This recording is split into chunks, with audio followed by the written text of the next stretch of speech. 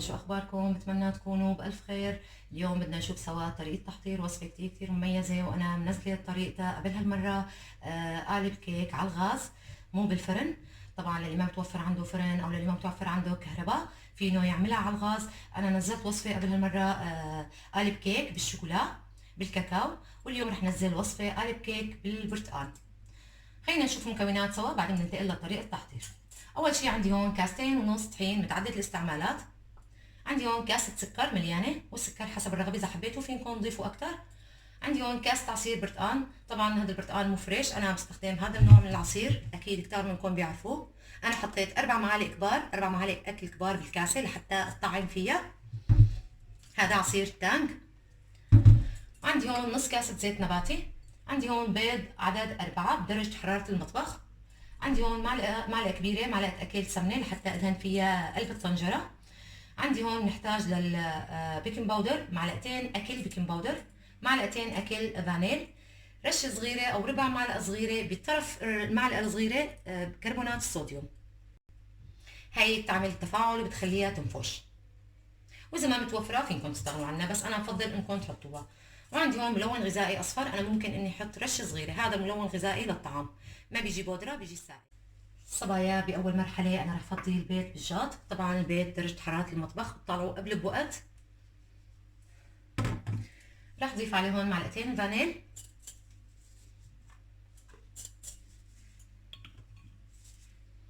رح أضيف عليه هون كاسة السكر،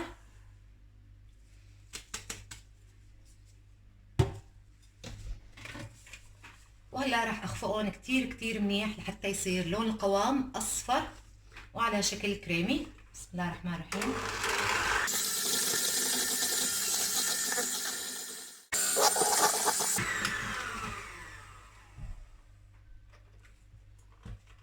صبايا هلا هيك بهي الطريقة مثل ما فرجيتكم لازم يصير القوام على بياض، تخفقوه كتير منيح لحتى يدوب السكر. هلا رح ضيف نص كاسة زيت النباتي،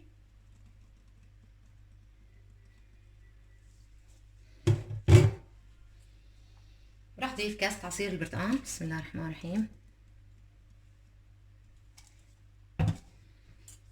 ورح ضيف رشة صغيرة من الملون الغذائي، تقريبا هاي طبة. بسم الله. رح اخفقهم نشوف اذا احتجت كمان شوي ممكن اني اضيف. هلا رح اخفقهم سوا.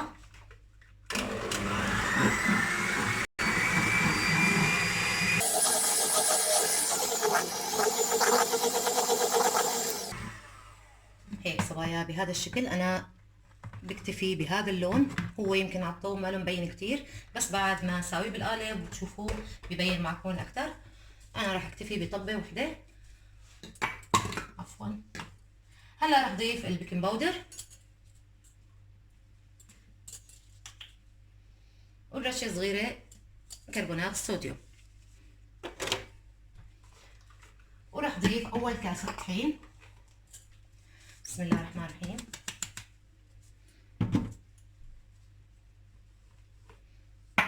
ورح بلش اخفقهم واضيف الطحين على دفعات لحتى نحصل على مزيج كريمي. بسم الله الرحمن الرحيم.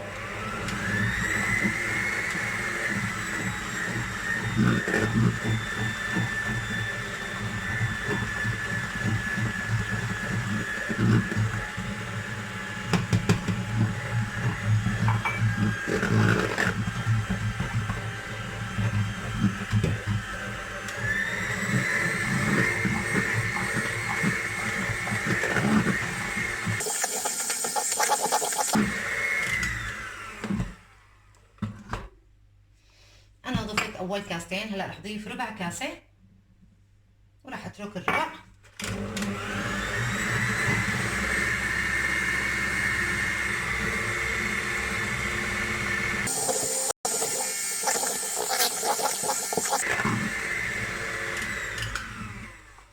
رح ضيف باقي الطحين كله. الوصفة احتاجت كاستين ونص طحين.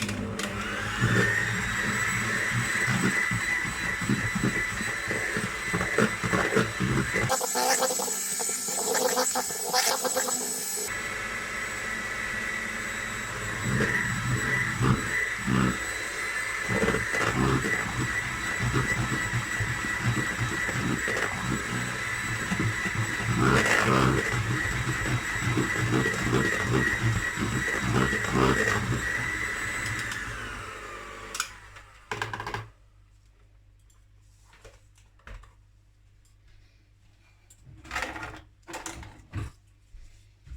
صبايا مثل ما شايفين، هذا هو القوام اللي احنا بدنا اياه. لا نوع تقيل كتير ولا نوع خفيف زيادة.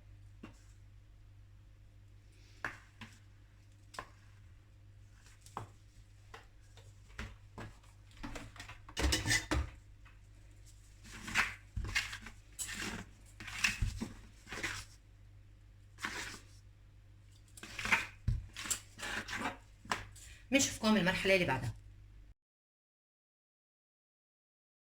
صبايا رجعنا لكم من جديد. انا هلا عندي هي الطنجرة، انا دهنتها سمنه ورشيت عليها رشه طحين، معلقه سمنه، وزي ما متوفر فيكم تحطوا زبده يلي بدكم اياه او زيت نباتي، ما في مشكله ابدا. انا رح افضي المكونات بقلب الطنجره. الطنجره انا عندي اياها هي علوتها بالاصبع تقريبا 6 اصابع. انا بالسنتي ما ببين معي وما بعرف. هيك 4 اصابع وفوق 2 صار 6 اصابع. انا رح افضي الخلطه بقلبها. بسم الله الرحمن الرحيم.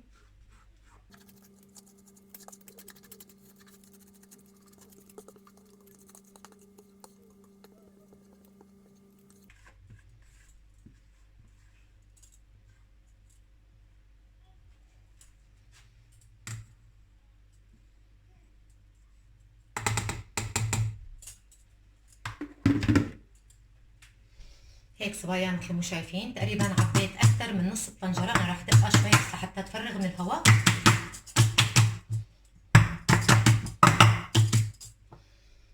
شايفين قديش كميه الخلطه بقلب الطنجره؟ تقريبا 3/4 الطنجره او اقل بشوي. هاي جاهزه. وعندي هون هاي الطنجره قياسها اكبر. انا حطيت لنصها مي مغليه، لازم تكون مي مغليه، ما تحطوا مي بارده وتحطوها على النار وتنطروا لحتى تغلي، تاخذ معكم وقت اطول.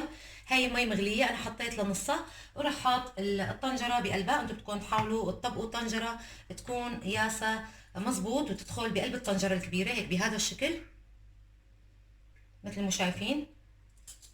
وعندي هون هاي فوطه مطبخ نظيفه، انا راح احطها هيك على وشها، وراح احط الغطاء بهي الطريقه.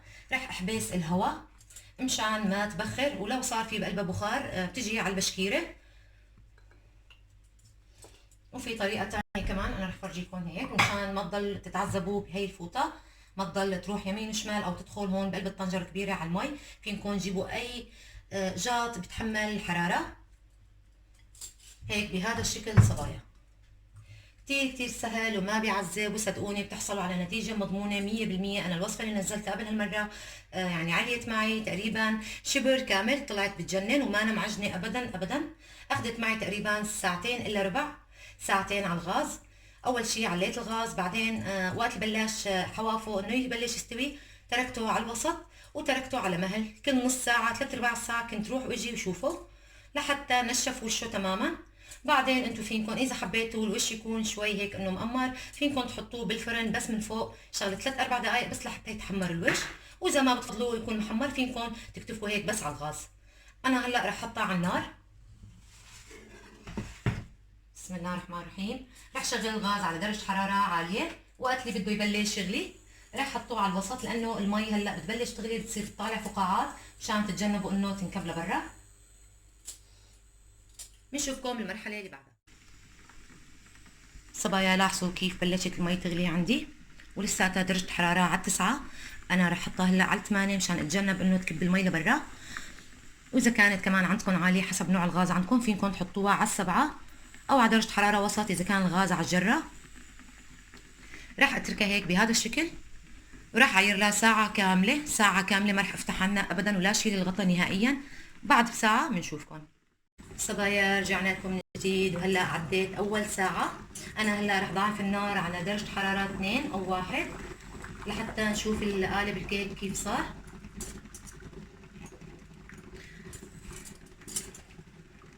بسم الله الرحمن الرحيم. انا حطيت هي الشقفه احتياط مشان اذا كبت المي لبرا.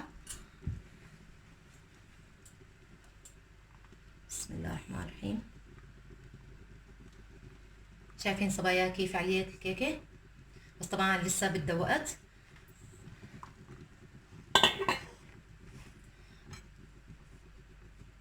راح نشوف قلبها من جوا. بسم الله. من تحت اخذي شوية استواء، بس من النص لفوق لسه بدها. لاحظوا معي. طبعا اول نص ساعة عديت وهي على النار، نقصت شوي من المي، انا ضفت لها مي كمان، مي مغلية لحتى وصلت لنص الطنجرة. هلا راح ارجع اغطيها.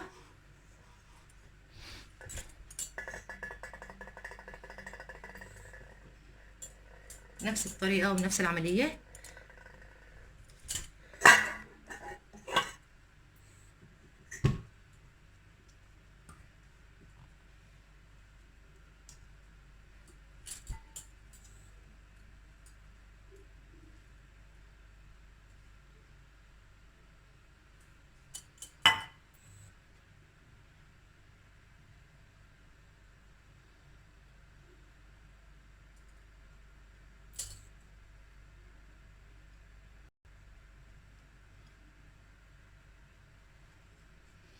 هيك بهذا الشكل. هلا رح ارجع عير لها ساعة تانية، مرت اول ساعة وهي الساعة الثانية. كمان رح ارجع احطها على درجة حرارة 7 على الوسط. وبعد شي نص ساعة كمان بشوف اذا ناقصها مي، كمان برجع بضيف لنص الطنجرة مي. بنشوفكم بعد ساعة. صبايا رجعنا لكم من جديد، وهي مرقوا تاني ساعة. صار لها على النار ساعتين، طبعا ما فتحت عنها الا وقت اللي فرجيتكم اياها باول مرحلة. انا رح ضاعف النار ورح زيد عليها شوية مي مغلية. بسم الله الرحمن الرحيم.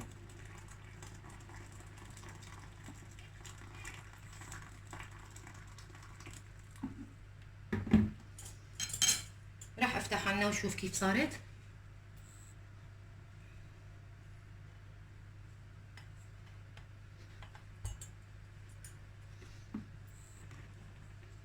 بسم الله الرحمن الرحيم. هلا صار لها ساعتين على النار، طبعا لسه بالنص بدها استواء. عفوا. رح شوف اختبرها من جنب. لاحظوا معي تقريبا استويت 3/4 استواء من الجناب كلها. هلا رح اتركها كمان ساعة ثانية، هيك بتصير لمدة 3 ساعات. اخر حد 3 ساعات رح اغطيها ورح ارجع اتركها على النار.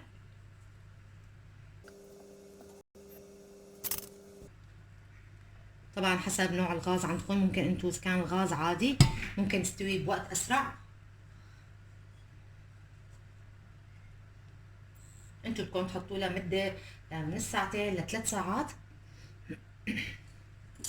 هلا رح ارجع اقوي الغاز تحتها على 7.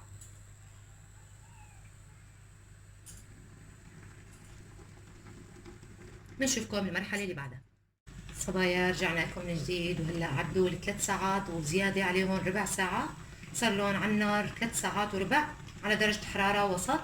انا هلا رح شوف قلبها كيف صار. رح ضاعف النار شوي.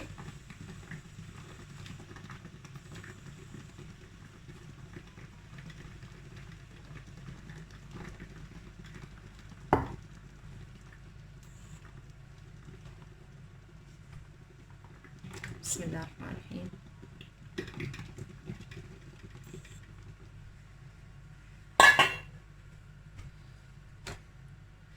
رح نجربها بالعودة. لاحظوا كيف استوت. رح شوفها بالسكينة كمان.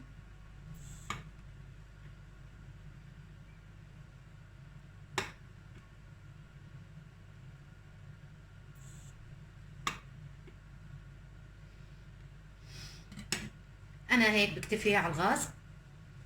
انتو فينكم تطلعوها وتاكلوها هيك مثل ما بدكم، بس ترشوا عليها صوص شوكولا او كريم او كريمه او فواكه، اي شيء حبيتوا فينكم تحطوا على وشها. انا رح احطها هلا بالفرن، رح شيلها من المي. بسم الله الرحمن الرحيم. رح شغل الفرن من فوق ومن تحت على درجة حرارة 180. على الرف الوسط راح احطه، وراح اتركه بس لحتى هيك يتحمر الاطراف ويتحمر وشه شوي يزهر لونه. بنشوفكم بالمرحلة اللي بعدها. صبايا رجعنا لكم من جديد، وهي كيكتنا صارت جاهزة. شايفين ارتفاع الكيكة؟ اخذت معي بالفرن تقريبا 10 دقايق. انا نطرت عليها بس لحتى احمرت اطرافها شوي ونشوى الوش بهذا الشكل. هلا راح اتركها لحتى تبرد تماما، وراح احز حوافها بالسكينة. بعدين راح اقلبها على الجهة الثانية، اقلبها بالصحن، وبنشوفكم مرحلة التقديم. صبايا وصلنا معكم للمرحلة النهائية من وصفتنا لليوم، وهذا هو الشكل النهائي لقالب الكيك على الغاز. شايفين ما أحلى شكله ولونه؟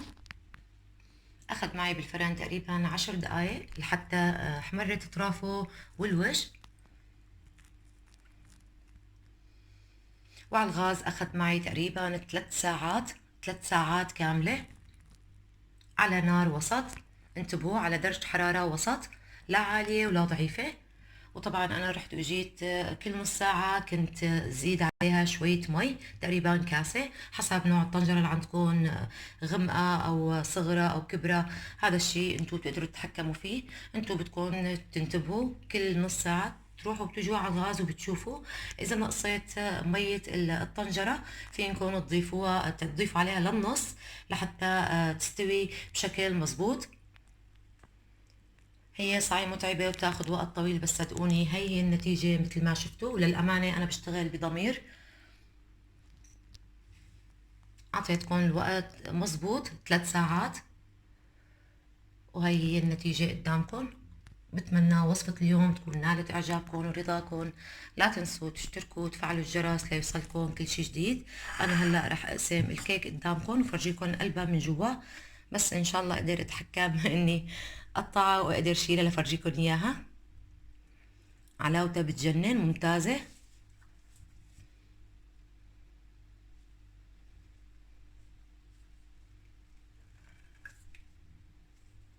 السكينة حتى ما عم توصل للأخير، ما شاء الله من الارتفاع.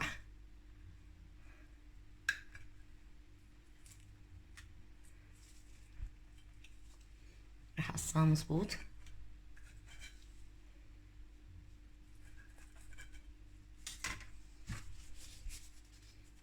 إن شاء الله أتحكم بإني طالع لكم إياها. بسم الله الرحمن الرحيم. لاحظوا صبايا ما أحلاها الكيكة. شايفين كيف مستوية وما أنا معجنة أبدا أبدا.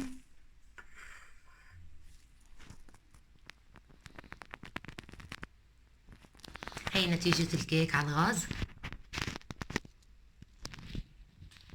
تتجنبوا إنها تخفص وإنه تعجن من جوا، وهي النتيجة اللي بتحصلوا عليها. وهي القالب قدامكم.